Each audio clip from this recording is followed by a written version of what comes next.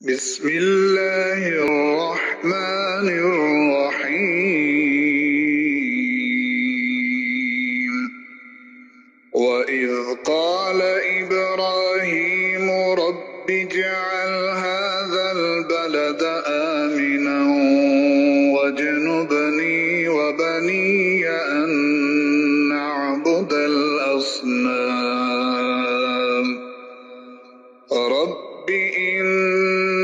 إنهن أضللن كثيرا من الناس فمن تبعني فإنه مني ومن عصاني فإنك غفور رحيم ربنا إني أسكنت من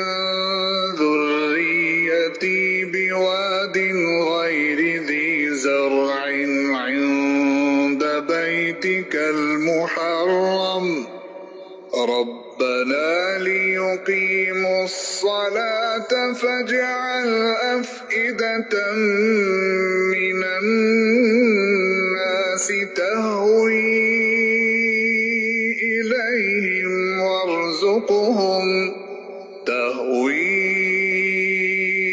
إليهم وارزقهم من الثمرات لعلهم يشكرون ربنا إنك تعلم ما نخفي وما نعلن وما يخفى على الله من شيء في الأرض ولا في السماء الحمد لله الذي وهب لي على الكبر إسماعيل وإسحاق إن ربي لسميع الدعاء رب اجعلني مقيم الصلاة ومن ذريتي ربنا وتقبل دعاء